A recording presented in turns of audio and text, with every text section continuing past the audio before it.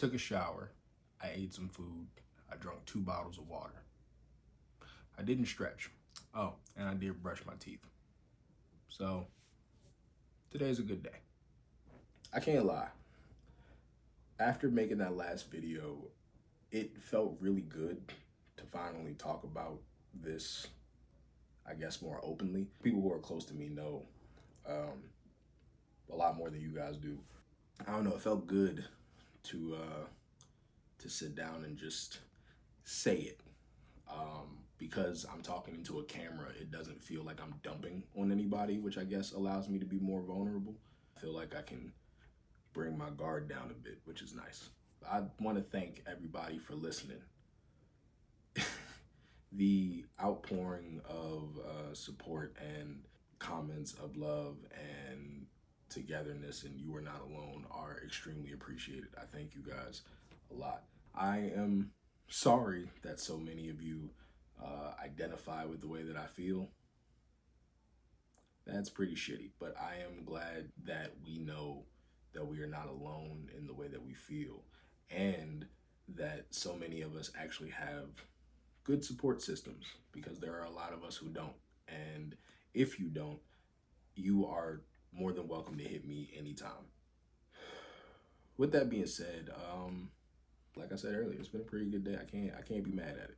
Unfortunately, I did still wake up wishing I didn't. But again, I don't want to. So I guess it's really a good thing. I'm really just holding on to the fact that I don't want to go, in hopes that makes me one day not feel like I'd be better off gone. You feel me? I feel like that's a good step in the right direction, I guess. I'm not really sure what to talk about today, but I guess if I had to say anything, so many people yesterday wanted me to make sure that I knew I wasn't alone, and I appreciate that. If you have depression, you know what I mean when I'm going to say this, but if you don't have depression, I think it's very important that people understand what the idea of being alone is. It's not that people don't know that they have people that love them and support them and want the best for them. It is, people with depression are often not understood by the people around them. If you don't have depression, the kind of depression that feels like a disease, it feels like a cancer of the mind, it feels like an insurmountable task to overcome, something that quite literally could debilitate you, stop you from showering or eating or brushing your teeth or getting out of bed, and that just stop you from functioning. It's hard to understand how people get stuck there. That's why in the last video I did the drowning example. Having a bunch of people around you and the only things that they tell you are, oh yeah, you feel me? Everything's gonna be good. You're gonna figure it out. Hey, you're almost there. Oh, once you get some money, you feel me? Things will be fine. If you get a job, you'll be good. If you get a girl, you'll be good. Once you get these things, you'll be fine. And that pisses you the fuck off. Because it ain't that simple. Just because I'm almost at a point where I can survive doesn't mean that I'm gonna all of a sudden be happy or that I'm gonna be okay. This thing in my head doesn't let me feel that way. I tell people all the time, there are people who have everything that still decide to take their own lives. They have the family, they have the good job, they have the money with the savings, they go on vacations. Hell, some of them have therapists. And even with all of these things, they still hate life enough that they can't stay. That's what scares me the most. If you know me, there was a point in time in my life where I was pretty well off. And even then, I still fucking hated life. Now, granted, it was a little easier to deal with because I had the money to do more. I could take vacations when I wanted, traveling the country and doing what I loved. I could do what I needed. I could pay my bills. My fridge was filled. So I didn't have the normal worries, but I didn't feel complete. I never felt okay. I still had this suicidal ideation just plaguing my mind constantly. It just never felt like enough. I never felt fulfilled. I never felt done.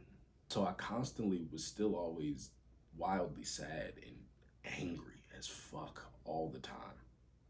And then, of course, if you stuck around, I eventually lost all that and I moved back home and was homeless and went through all that shit and drove my car into a tree at 100 miles an hour and somehow got out of that shit unscathed. I apologize to Bud and Tia and the family. I shouldn't have. I shouldn't have done that and put them through that because one of the worst parts about failing at trying to give up is seeing the faces of everyone who had to watch that happen or at least watch the aftermath of it. I've had to do it 3 separate times. So, yeah, it's pretty rough. And I'm sorry to everyone who had to see that. It's not okay. I say that to say, like, it didn't matter at any point in time in my life whether things were okay, whether things were bad, whether I was completely destitute or living well. I've always not wanted to be here, which is why I guess I think the fact that I don't want to die is so significant to me. Like, I don't want to be here yet, but I at least don't want to die. And I used to want to die. Now I don't want to. So I'm afraid. And because I know I'm capable of attempting that, I'm afraid of succumbing to my ideations. And that means so much to me because I've never felt that before. And it's nice. A couple months ago, I had been on the phone and I said that I deserve to not feel this way. I said I deserve to not want to die. I deserve to not want that. I deserve to not feel like I'd be better off dead. I deserve to not feel like I want to die. That was that was crazy. I cried that day because I had never said anything like that out loud. Just normal conversation that just came so naturally out of my mouth that it broke me because fuck, how sad is it that I've never I've never thought that I deserved to not feel this way. It's sad as shit. Fuck. Even saying it now, it kind of hurts. Now I don't want to die. That's that's crazy. Two things that I've never felt before. I felt this year, and that I believe is a huge thing, and why I'm so willing to try to get out of this funk and not allow this depression to do to me what I know it is capable of. But other people don't really understand that. So when I say things like that, they're like, yeah, of course, as if that's an obvious thing. Like, I know it's obvious, but like when you have a brain like mine, it's terrifying. You know this stuff. It's extremely obvious that I'm supposed to feel that way, but I never have. It felt like there was such a weight lifted off my chest. Fuck shoulders, off my fucking chest. I felt like I could breathe after I said that. I felt like I had a chance. I felt like I got a chance to actually live, to actually survive, and that's incredible. I'm still really fucking sad and I'm still very depressed, and it is still very hard to function or just do anything. Like today was the first time that I've really taken care of myself in days. It bothers me that I have to try so hard to do what should be normal. If you've ever been in a gym and you have worked to failure, and that last rep, no matter how fucking hard you try, no matter how much you arch your back, no matter how much you twist and turn and plant your feet and drive through your heels, no matter how much you scream and breathe out, no matter how hard you fucking try, it won't lift. That is how depression feels. Every day I am constantly worried that today will be the day that I finally give up. Like I said, if my son wasn't here, I wouldn't be here right now. But let's say that he had been gone and it just been me and my parents here. My parents would have came home to bury their son, And that's terrifying to me. I've tried this 3 other times and I didn't care then. So the fact that I care now is crazy. I'm not where I should be to where I don't want them to find me like that, but I would have felt bad that they had to. You got a whole canal out here about that. They might have never found me. I'd have decided to go out there. You feel me? And who knows what goes through their mind at that point because they don't know. Or they find out on the news after they fished me out of a lake somewhere. I feel terrible. What if I survive again like a fucking goober and then they gotta pick me up at a hospital? My parents have unfortunately never had to be the ones to find me after an attempt. They always had to find out some other way through some other person. That bothered me. It still bothers me that I was that close. And the only thing that stopped me was my own kid being here. I'm glad he was, though. For anybody who didn't know that, I'm very sorry that you had to hear it this way. But I'm trying. It's hard for people to understand if they've never been through something. You know what I mean? And it's not because they don't care or anything, but it's hard to empathize with things that you've never endured. You see it all the time. Couch athletes talking like it's easy to be in the NBA. It's just a jump shot. It's just a layup. It's just a free throw. How do you miss that? You've never played in the NBA. Hell, most of you probably never played a sport, so you don't realize how hard it is to do some of the things that these guys do. You don't realize how hard a doctor's job is if you've never actually been a doctor. You have an idea. You can probably, you feel me, sympathize, but you can never truly empathize because you don't understand unless you've done it. People will sit there and go, hey man, you got a beautiful kid and you got a family and friends that love you. You have a great support system. You have all this help and you know you're about to get a really good job and a really good career. You're right there at the cusp of all the things that you've been working hard for. You shouldn't feel the way you do. And I'm like, yeah, you're right. I shouldn't, but I do. And there isn't really much I can do about it other than just continuing to do the positive reinforcement shit that I know in hopes that it works. But what if it doesn't? And that's always my question. What if it doesn't? What if I'm not enough? What if all of this work doesn't mean anything and I work this hard and I sacrifice all this time, all this energy, I put myself through shit that I hate, all for trying to be happy and it doesn't work and I still end up failing.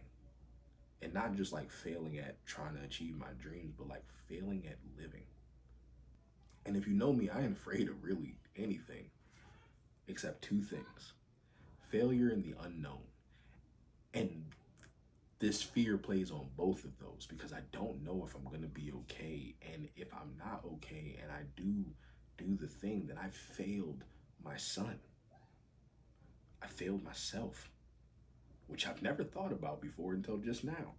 Fuck, man. See, this is the kind of shit I'm talking about. Like, why don't I feel like that regularly? Why is that such a fucking mind-blowing revelation to me? Why at 34 years old, on a random fucking Saturday in September in the year of our Lord 2025, am I just, while doing a fucking video diary, realizing that why am I just realizing this? I'm trying not to cry because what the fuck, man? That's fucking sad, bro. That sucks. But it's so fucking good. It's so good. Because I've never felt like this. I've never understood what that feels like. And it feels good to finally know I have to hold on to that. And I'm doing so hard to do so. I can't ignore my fears because clearly they're there, but I'm very happy to know that there's hope, I guess. Fuck, it sucks that at 34 years old, I'm still having these kind of revelations, and to know that this is going to continue to happen to me until I finally do actually want to live and am happy to be here and want to be here. And that's crazy that I might not ever get those if things go wrong and I don't make it. You know, it's crazy to know that I might go my entire life without ever feeling that. And it's also crazy to know that I'm gonna be feeling things that should be normal so late in life. But I'm happy that I can. It's nice to know that I can and that it might happen for me. So I hold on to that as best as I can. But fuck, man. So yeah, hopefully this lets you understand me and understand maybe the people who suffer from depression in your life a little bit more. I thought I had more to say, but that really fucked my brain up. So I think I need to go process this. But I hope that you've learned to understand us a little bit more and realize that it's so much deeper than that. And that sometimes just doing the you'll get there isn't really what we need. Sometimes you might just want to sit and listen or just say, hey man, I get it. It sucks and you can feel that. But when you're done feeling that, we're here for you. I feel like that's the most appropriate thing to tell someone. And stop making everybody's fucking sadness about you. When people are struggling with whether or not they want to live, the last thing that they want to worry about is the fact that they're hurting you. They already know they're sorry, they need to be distant so they can go help themselves. That's how some people operate. Some people are better at working out alone because it's less for them to worry about. They can just focus on themselves to get the things done that they need to get done. So don't take shit like that personal and don't make it about you. That shit is sickening. It does nothing but damage the psyche and the relationship of the person that you are trying to be there for or want to be around or want to be with or any of that. But yeah, that's it. I need to go elevate. Y'all be good. Hopefully I see you tomorrow. If I don't, I'm still here. I just, some days are hard. Wash your teeth. Brush your teeth. Wash your face. Wash your ass if you haven't. Hydrate and stretch. Thanks for listening.